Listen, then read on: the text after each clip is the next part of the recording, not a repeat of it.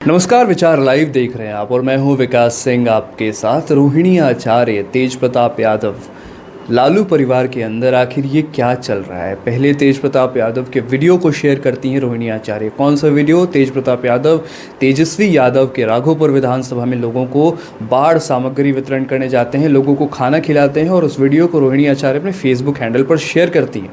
उसके बाद तेजस्वी यादव के बिहार यात्रा के दौरान संजय यादव फ्रंट सीट पर बैठे दिखाई देते हैं। उसके विरोध में किसी ने पोस्ट किया, उस पोस्ट को वो रीपोस्ट करती हैं अपने फेसबुक पेज पर और इन सारी बातों से एक साथ हलचल मच जाती है। जिसके बाद रोहिणी आचार्य का एक विवादित बयान फेसबुक और ट्विटर पर सामने आता है। फेसबुक पर एक पोस्ट वो करती हैं जो एक बार फिर से चुनावी गलियारों में लालू परिवार के अंदर हलचल को दर्शाता है। किसी ने कभी ऐसा नहीं सोचा होगा कि रोहिणी आचार्य पार्टी में इतनी बड़ी हलचल मचा सकती हैं।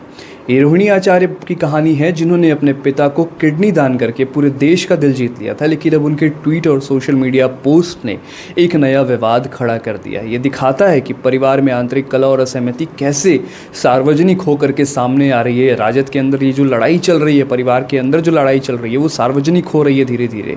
एक तरफ उनका भावनात्मक कार्य और दूसरी तरफ उनकी राजनीतिक रुख। रोहिणी आचार्य की कहानी देखिए शुरू कैसे होती है। एक बेटी से कहानी शुरू होती है जिसने अपने पिता के लिए अपनी किडनी दान कर दी। जी हाँ, लालू यादव की बेटी रोहिणी आचार्य।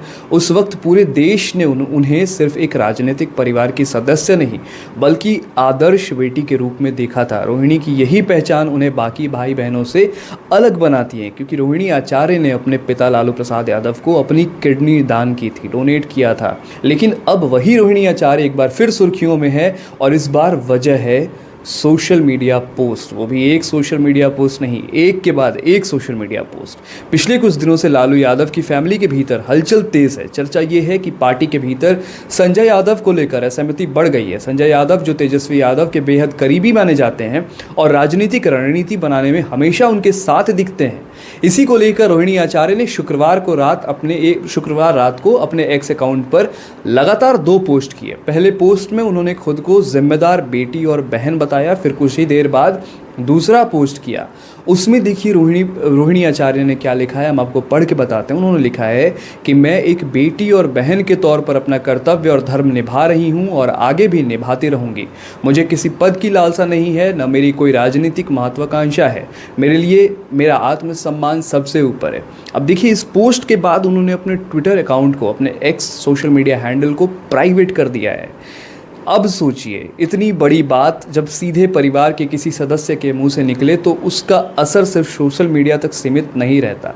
लेकिन यहाँ जो ये राजद परिवार की कहानी है, इस पूरी की पूरी कहानी में ट्विस्ट कहाँ आया? शनिवार की सुबह अचानक रोहिणी ने अपना अकाउंट प्राइवेट कर दिया। सुबह 8 बजे तक जो पोस्ट सबके सामने थे वो 8 बजे के बाद अचानक गायब हो गए। इस कदम के बाद लोगों ने अंदाज़ा लगाना शुरू कर दिया कि क्या रोहिणी पर फैमिली या पार्टी का प्रेशर बना, या फिर उन्होंने खुद से अपने सोशल मीडिया अकाउंट एक्स को प्राइवेट करने का फैसला लिया। अब आते हैं उस घटना पर जिसने इस पूरे के पूरे मामले को हवा दी है। पहली घटना, तेजस्वी यादव की बिहार अधिकार यात्रा पर निकले थे। इस यात्रा के दौरान उनकी गाड़ी की फ्रंट सीट पर बैठे दिखे कौन? संजय यादव। राजनीति में फ्रंट सीट पर बैठना सिर्फ सीट पर बैठना नहीं होता बल्कि पावर और नज़दीकी का प्रतीक होता है। शायद यही वजह थी कि रोहिणी को ये बात खटक गई। इसके बाद आलोक कुमार नाम के एक व्यक्ति ने फेसबुक पर पोस्ट करके लिखा, फ्रंट सीट हमेशा सर्वोच्च नेता के लिए होती है। यदि कोई खुद को नेतृत्व से भी बड़ा समझने लगे तो ये गंभीर बात है। और इसी पोस्ट को रोहिणी आचार्य ने बिना कुछ लिखे अपनी वॉल पर, फेसबुक वॉल पर शेयर कर दिया और यहीं से लोगों को साफ संदेश मिला कि उन्हें ये गंभीर मुद्दा जो है गंभीर लग रहा है। तेज प्रताप यादव ने भी संजय यादव को जयचंद कहा था, अभी रोहिणी आचार्य ने उनके आलोक जी के पोस्ट को शेयर कर दिया।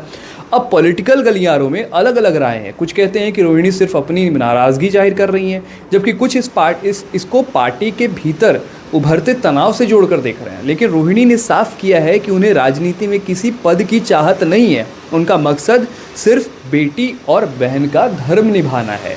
ये बात याद रखना ज़रूरी है कि रोहिणी जनता के बीच सिर्फ एक राजनीतिक परिवार के सदस्य के तौर पर नहीं देखी जाती हैं, बल्कि भावनात्मक जुड़ाव वाली शख्सियत भी हैं। किडनी डोनेट करने वाली वही कहानी आज भी लोगों के जहन में ताज़ा है, जब उन्होंने अपने पिता लालू प्रसाद यादव को किडनी डोनेट की थी। और शायद इसी वजह से उनको हर बार हर पोस्ट पर लोगों का इशारा जो है, मतलब जो पोस्ट वो करती हैं वो उन लोगों का ध्यान खींच लेता है। तो कुल मिलाकर ये पूरा मामला एक बार फिर से बता देता है कि लालू यादव की फैमिली सिर्फ राजनीति की वजह से नहीं, बल्कि अपने अंदरूनी रिश्तों और भावनाओं की वजह से भी हमेशा चर्चा में रहती है।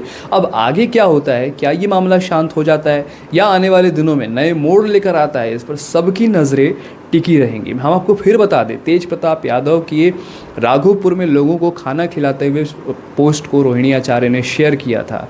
तेज प्रताप यादव का आरोप ये भी है कि कुछ जयचंदों ने मिलकर मुझे पार्टी से बाहर कराया, तेजस्वी ने नहीं कराया। सब उसके बाद रोहिणी आचार्य ने तेज प्रताप यादव के उस खाना खिलाने वाले पोस्ट को अपने फेसबुक हैंडल पर शेयर किया। अब फ्रंट सीट वाले पोस्ट को रोहिणी आचार्य ने शेयर किया कि अगर कोई अपने आप को पार्टी के नेतृत्व से बड़ा समझ ले तो ये सही नहीं है। आप समझिए कि दोनों एक ही जुड़ाव में है। मैंने पहले भी कहा था कि हो सकता है चुनाव के पहले पहले तेज प्रताप यादव की राजद में वापसी हो जाए, और ये सारे जो मामले हैं, ये जो सारी चीज़ें हैं, ये लगातार इस बात को स्पष्ट कर रही हैं कि तेज प्रताप यादव शायद पार्टी में वापसी कर सकते हैं। फिलहाल इस पेशकश में आप सुन रहे थे विचार को। बड़ी खबरों के लिए जुड़े रहिए विचार लाइव के साथ। बहुत बहुत धन्यवाद।